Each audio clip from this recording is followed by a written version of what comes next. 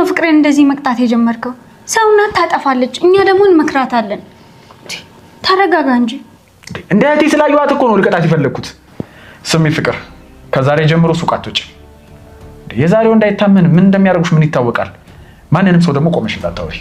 አታስጨንቃት፣ በቃ ይበቃል።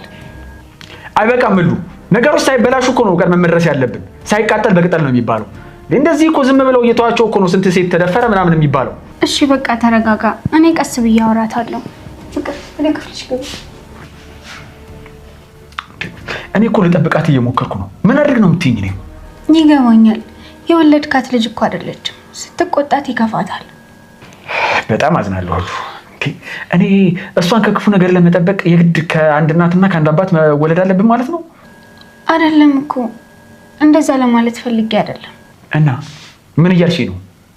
አንዳንድ ሳይቀጣ ያደገ ሰው ሲቆጡት ቤተሰቡን እያሰበ ስለሚከፋው ብዬ ነው።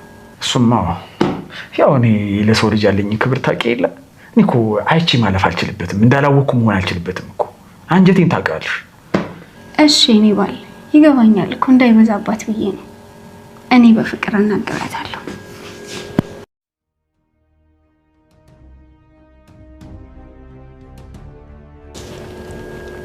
ተረጋጋ። እሺ እሺ እሺ።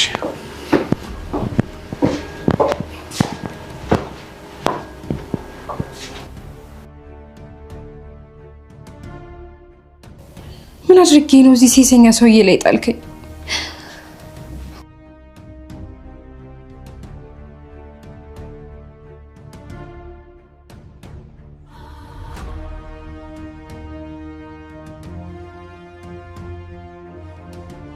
እዚህ ቤት ውስጥ አንቺ እንደ ሰራተኛ አይደለሽም።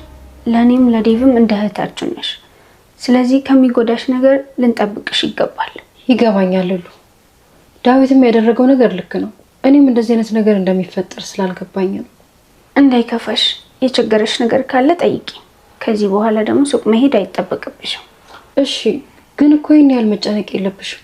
እኔ ራሴ ለራሴ ጥንቃቄ ወስዳለሁ። በኋላ ከምትጸጸት ይሄ ይሻለኛል ካልሽ አንቺ ታውቂያለሽ። እሺ በይ አሁን ምግቡን አዘገጃጂ።